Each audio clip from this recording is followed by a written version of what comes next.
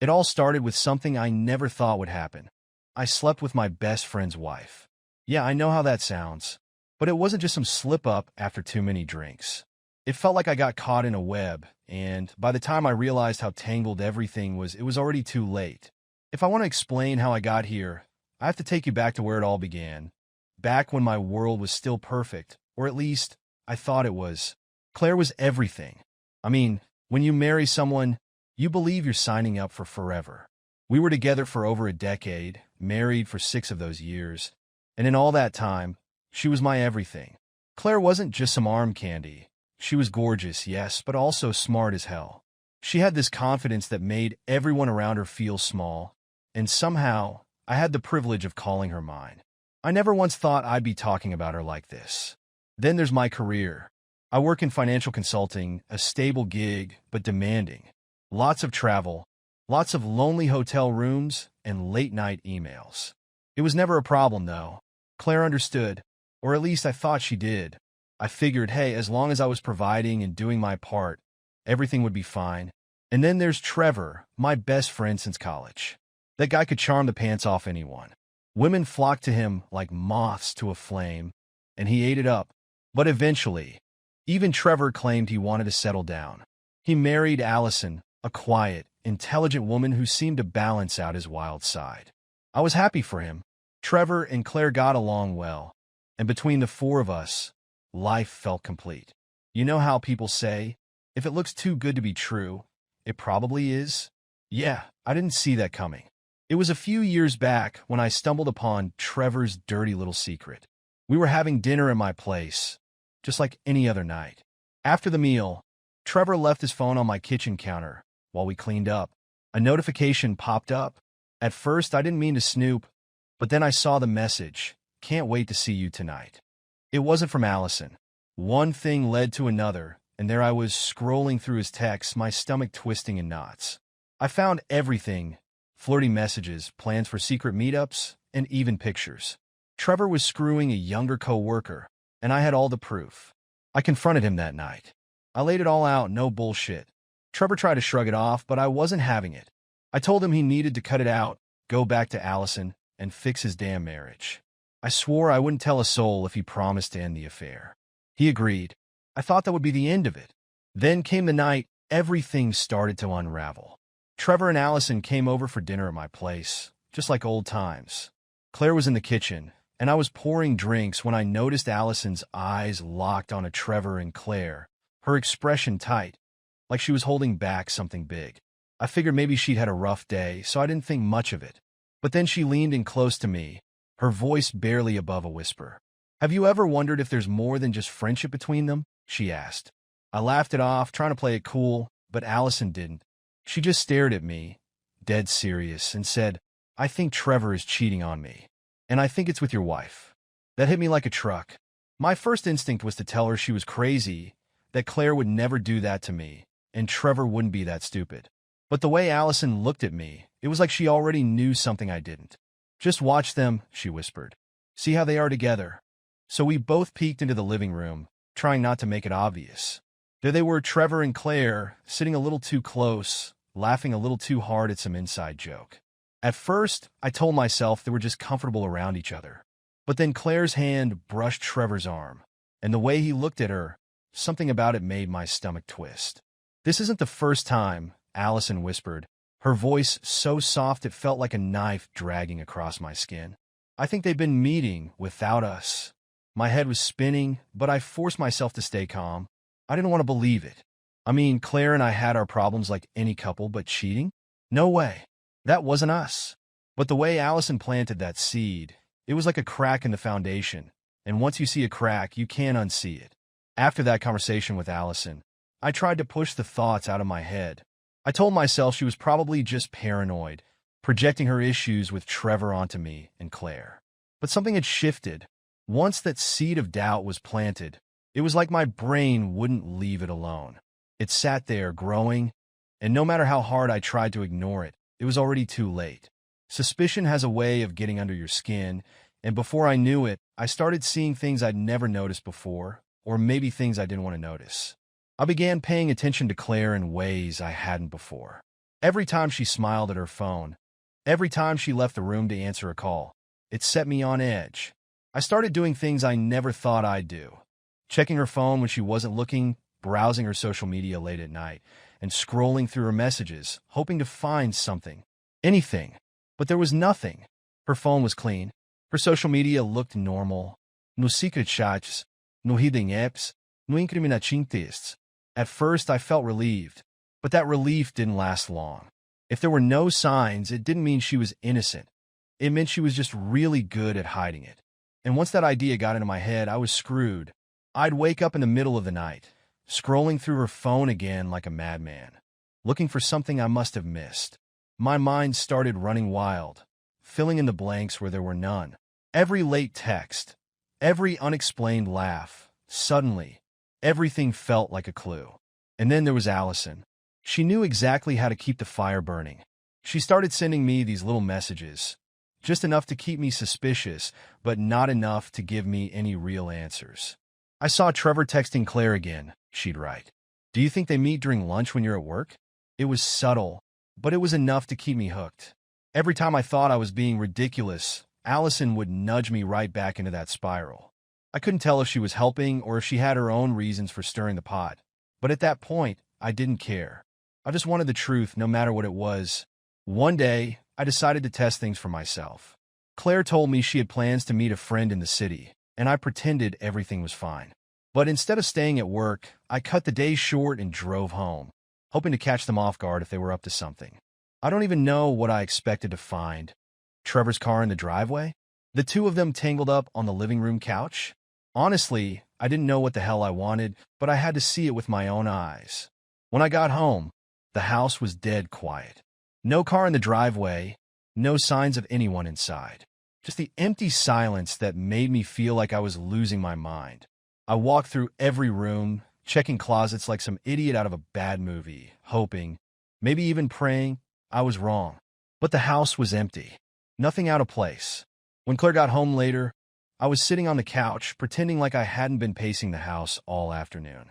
She looked surprised to see me, but only for a second. Hey, I thought you had a late day today, she said, dropping her bag by the door. Yeah, things wrapped up early, I said, keeping my voice even. How was your day? She smiled, the way she always did, as if everything was perfectly normal. It was good. We stayed out a little longer than I expected, but it was nice to catch up. Stayed in the city? I asked, my voice casual, though every word she said felt like it was twisting in my gut. Yeah, she said, breezing past me to the kitchen. Just some window shopping and a long lunch. I nodded, pretending like I believed her, but I could feel the doubt clawing at the back of my mind. There was something in the way she answered, like it was too smooth, too rehearsed. Or maybe that was just the paranoia talking. Either way, I couldn't shake the feeling that she was lying straight to my face. That's the thing about suspicion. It makes you doubt everything, even the things you thought were rock solid. The paranoia had me by the throat, and it was slowly choking the life out of me and my marriage. Claire and I were still going through the motions. Dinners, conversations, sex when it happened, but it was like we were running on fumes. Everything felt off. I'd lie awake at night, staring at the ceiling, wondering where she really was when I wasn't around.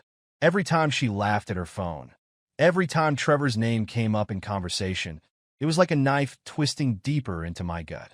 Meanwhile, Allison was always there, poking at the wound. She knew exactly what to say, what little crumbs to drop, to keep me hooked. Guess who I just saw at the mall today? She texted one afternoon. Trevor. And Claire was with him. That didn't make any sense. Claire had told me she'd spent the whole day at home. When I asked her about it that evening, she was as cool as ever, sitting there on the couch, scrolling through her phone like she hadn't just shattered my sanity.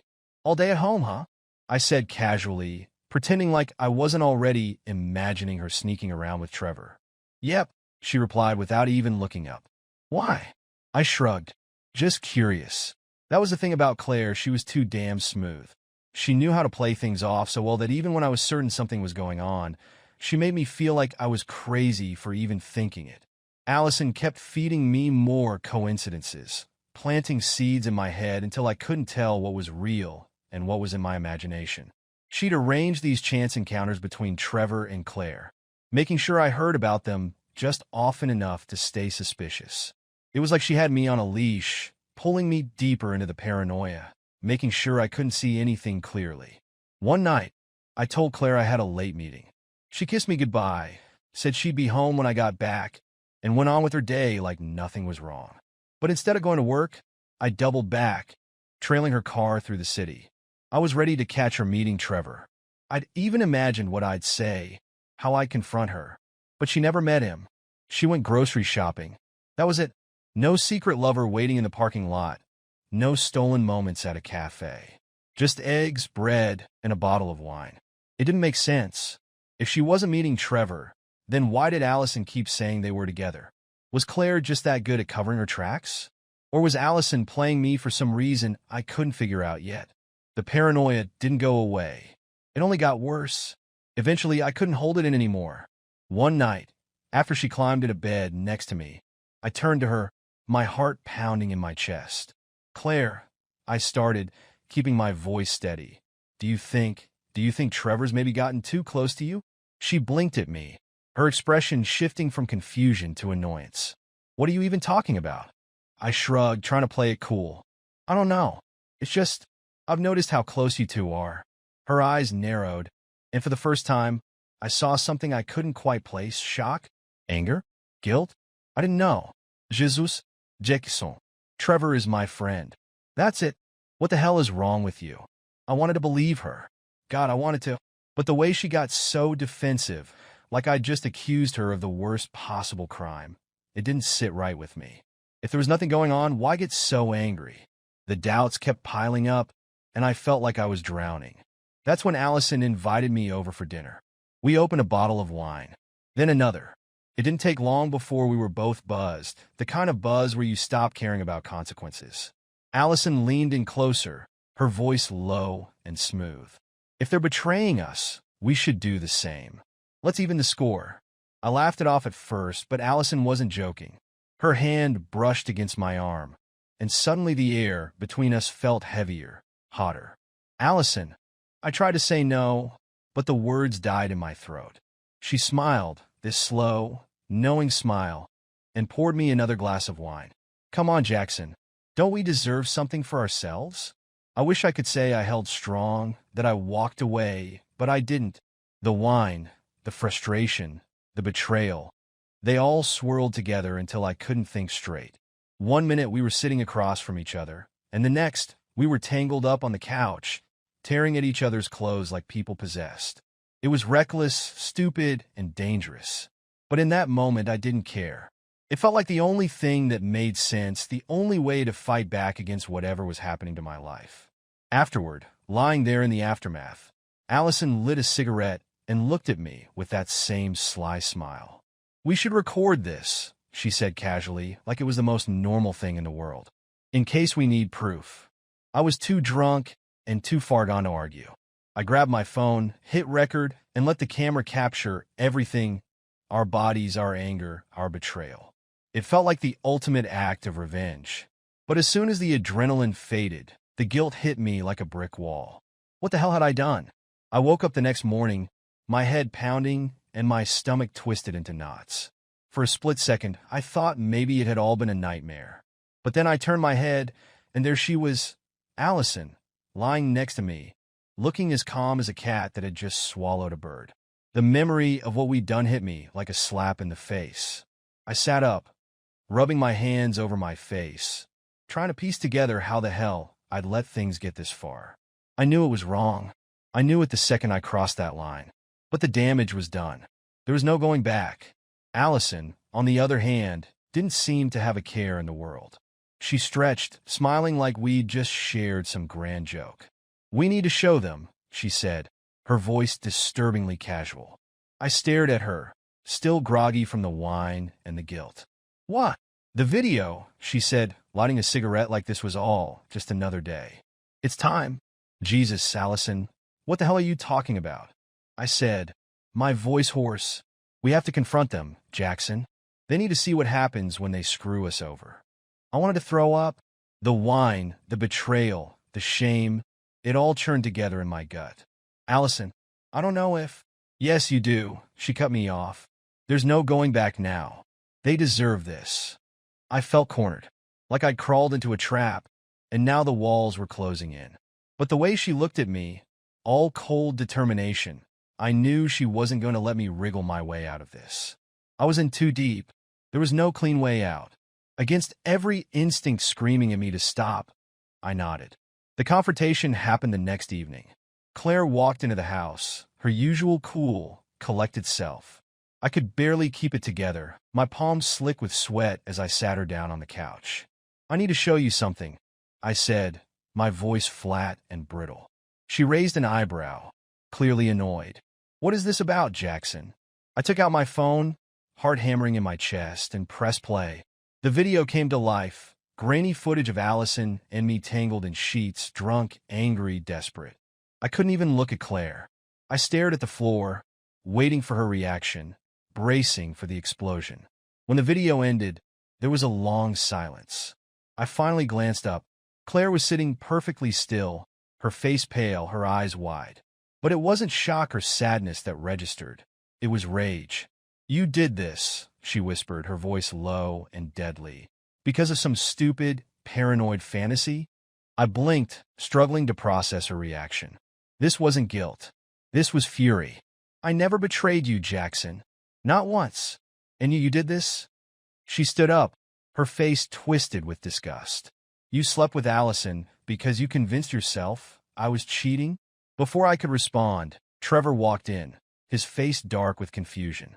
Behind him, Allison followed, that same smug expression still plastered on her face. "What the hell is going on?" Trevor demanded. Allison wasted no time. "We know everything, Trevor. We know about you and Claire." Trevor looked genuinely bewildered. "What the hell are you talking about?" Claire rounded on him, her voice sharp as glass. "She thinks we've been having an affair." Trevor's eyes widened as the absurdity hit him. "You think Claire and I?" He shook his head, disbelief giving way to fury. "Jesus Christ, Allison, you're insane." And that's when the real truth came crashing down. Trevor turned to me, his jaw clenched. "You want to know what this is about, Jackson? She's punishing me. Allison found out about my old affair years ago, and now she's dragged you into her little revenge scheme." Allison didn't even flinch. "You deserved it," she said coolly. I just gave Jackson a nudge. The rest was all him. I felt like the floor had dropped out from under me. Every suspicious text, every staged coincidence, it was all part of her twisted game. And I played right into it. Claire's laugh was bitter and cold. "You're pathetic, Jackson. You let her manipulate you into wrecking our marriage. All because you couldn't trust me." I tried to explain, tried to apologize, but Claire wasn't having any of it. "It's too late for that," she snapped. "You threw everything away." Trevor stood there, shaking his head, disgust written all over his face. "I'm done, Allison," he said, his voice low with finality. "We're done." The fallout was fast and brutal. Claire and I filed for divorce within days. She couldn't forgive me, and honestly, I couldn't blame her. I had let jealousy and paranoia rot away everything we had built. Trevor left Allison, too, walking out of their marriage without a second thought. I don't think either of us even spoke again after that night. 2 marriages shattered. And for what? Some sick game, fueled by lies and suspicion. After the divorce, everything felt like it had collapsed into an empty void. I was left standing in the wreckage, trying to make sense of how the life I thought was solid as stone had crumbled overnight. Claire was gone. Trevor was out of my life. Allison? I didn't even want to think about her. And worst of all, I was stuck with myself, haunted by the choices I had made, choices that tore my world apart. The silence in my apartment was unbearable. Days blurred into nights. I'd sit on the couch, nursing a bottle of whiskey, replaying every fight, every lie, every missed signal. I tried to convince myself that Claire had been innocent, that I had ruined everything with my paranoia. But the truth? The truth was even worse. I knew I had let my insecurities destroy the one thing I cared about most. Claire. I thought she was my forever, and I had thrown it all away on a suspicion I couldn't even prove. The worst part was Claire moved on so quickly. I'd see glimpses of her on social media, laughing with friends, traveling, looking like none of it had ever happened. Meanwhile, I was sinking. She seemed fine without me, like I had been nothing more than a chapter in her story, while I was left with nothing but regret. Then, out of the blue, came the message. I was sitting on my bed, scrolling aimlessly through my phone when the notification popped up. No sender. No context. Just an anonymous number with a string of photographs attached. Curiosity got the better of me, and I opened them. And there she was, Claire, smiling, kissing, wrapped around some other guy. The timestamps on the photos told the whole story. These weren't new. They went back years. Years during the time we were married. Claire had been having an affair, and not with Trevor. My heart dropped into my stomach as I scrolled through the images, each one hammering the truth deeper into my mind. This wasn't some fling.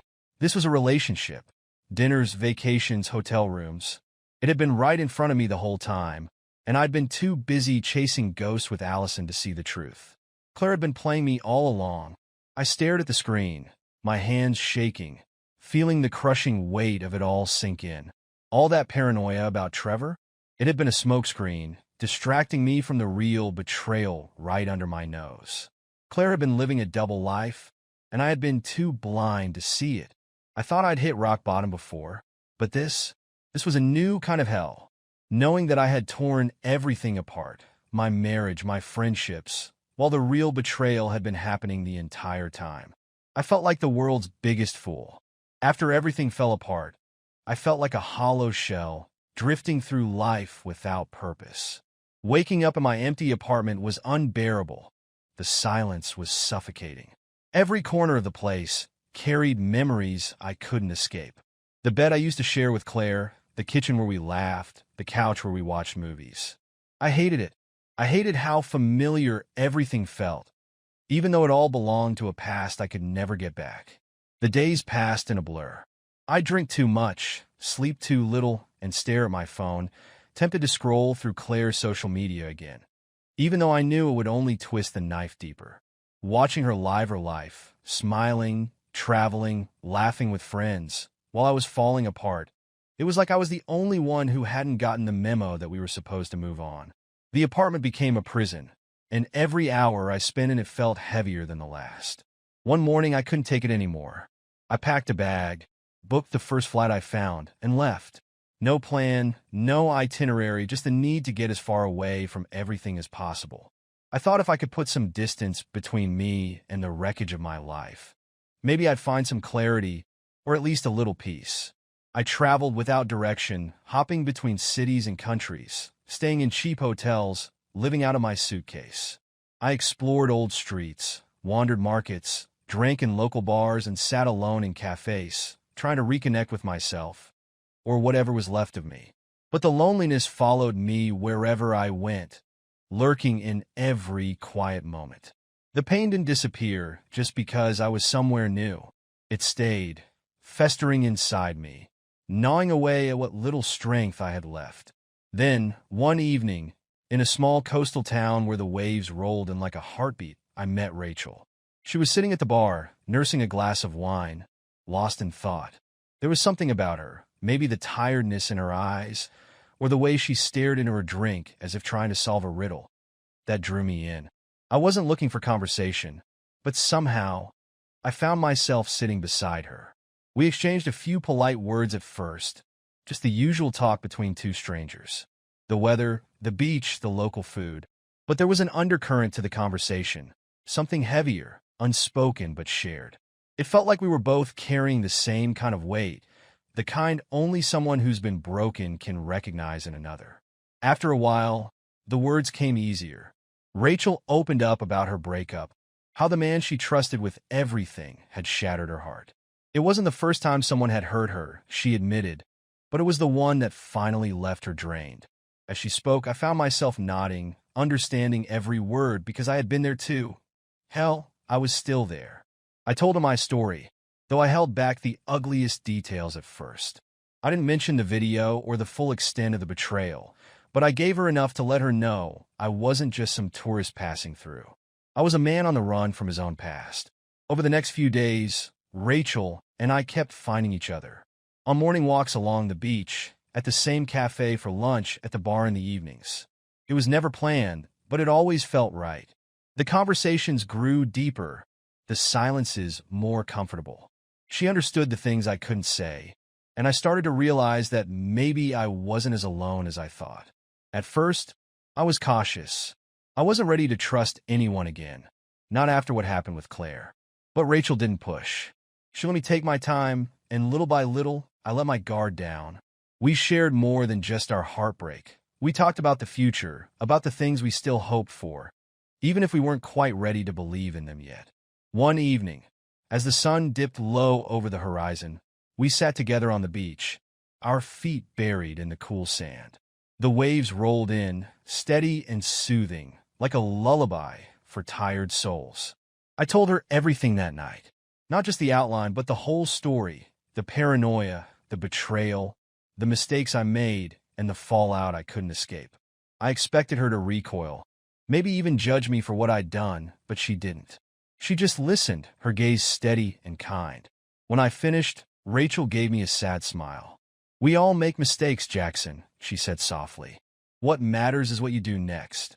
It hit me then how long I'd been stuck, wallowing in guilt and regret, punishing myself for things I couldn't change. I had spent so much time looking back that I'd forgotten how to look forward. That night, something shifted. I didn't know what the future held, but for the first time in a long while, I wasn't afraid to find out. Rachel and I spent the next few weeks together, and though we didn't call it anything, no labels, no promises, it felt real. We weren't trying to fix each other. We were just two people broken in different ways, learning how to carry our scars without letting them define us. When it was time to leave, I didn't feel the usual dread that came with goodbyes. Rachel and I exchanged numbers, promising to keep in touch, but there were no grand declarations. Just an understanding that whatever happens next, we'd both be okay. On my last night in that town, I sat alone on the beach, watching the waves erase the footprints in the sand. The sky was painted in shades of orange and pink, and the breeze carried the salty scent of the sea. I thought about everything, about Claire, about Trevor and Allison, about the man I used to be and the man I wanted to become. And for the first time, I felt at peace. Life, I realized, isn't about trying to control every outcome. It's about learning to let go, to forgive yourself, and to trust that even after the worst storms, there's still light waiting on the other side. I stood up, brushed the sand from my clothes, and smiled to myself. There was still a long road ahead, and I had no idea where it would lead. But that was okay. I'd take it one step at a time, knowing that no matter what, I could rebuild. Life had torn everything apart, but it had also given me the chance to start over. And this time, I wasn't going to waste it. Update. It's been about a year since everything fell apart and I left town. I figured it was time to give an update, not because I've got it all figured out, but because things finally feel different. Better even. The truth is, for a long time, I didn't know if I'd ever get to this place. The weight of everything, Claire, Trevor, Allison, the mistakes I made, it clung to me like a second skin. But slowly, I started to peel it off, layer by layer. It's not perfect, and there are still bad days, but I've made peace with the fact that healing isn't linear. Some scars are going to stick around, and that's okay. After leaving that little beach town, I moved to a city a couple of states away, somewhere no one knew my name or my past. A fresh start. I rented a small apartment, nothing fancy, just enough for me and the new life I was building. It felt weird at first, waking up every morning with no baggage tied to my ankles. But the quiet that used to haunt me started to feel peaceful. I began to appreciate the stillness instead of fearing it. Rachel and I kept in touch. We texted, called when we could, and visited each other a few times. But we both knew from the start that we weren't meant to be a forever kind of thing. And you know what? That's okay. She came into my life when I needed someone most, and I like to think I was the same for her. We still talk from time to time, mostly to check in, say hi, and make sure the other is doing okay. There's no drama, no resentment, just respect and gratitude for the role we played in each other's recovery. As for Claire, I haven't heard from her since the divorce was finalized. I don't know if she's still with the guy from those photos, and I don't care to know. I've let go of whatever bitterness I had toward her. It took a long time, but I realized that hating her was only keeping me stuck. If she's happy, fine. If she's not, that's not my problem. I've got my own life to live now, and it's time I did just that. Work has been steady. I found a consulting job with a smaller firm, something with fewer hours and way less travel. It's given me time to focus on myself and rebuild in ways I never thought I'd need to. I started going to the gym again, something I let fall to the wayside during the mess of it all. It feels good to push my limits, to see progress in something as simple as lifting weights. I've also picked up a few hobbies along the way. I learned how to cook properly, not just reheating leftovers. I even started painting, though I'm no artist by any stretch. It's just something that clears my mind. Turns out, there's something incredibly satisfying about creating something, even if it's just for yourself. I made new friends, too. I joined a few local groups, one for hiking and another for music lovers, and it's been nice meeting people who only know the version of me that exists now, not the one tied to all the old drama. I thought I'd miss having a best friend like Trevor, but I've realized I don't need someone like that. I'm content with the friends I have now, people I trust without feeling the need to test that trust constantly. Dating? Yeah, I'll dip my toes back into that too. Nothing serious yet, just a few casual dates here and there. I'm taking my time with it. I don't feel the need to rush into anything, and honestly, it's refreshing to just enjoy getting to know someone without all the pressure. I've learned to be more honest with myself about what I want and what I deserve. I guess what I'm trying to say is, I'm okay. I didn't think I'd get here, but I did. Life isn't perfect, but it's mine, and that's enough. I'm still figuring things out, still learning to trust again, still making peace with the mistakes I made. But every day feels a little lighter than the last, and that's more than I could have hoped for a year ago. I'm not the same person I was before everything fell apart, but I think that's a good thing. I've learned how to let go of people, of expectations, of the need to control everything. I've learned that life is unpredictable and messy, but that doesn't mean it's not worth living. And maybe that's the most important lesson of all. So yeah, I'm doing okay. Better than okay. Actually, I'm still here, still standing, and for the first time in a long time, I'm excited to see what comes next. Whatever it is, I know I'll be ready for it.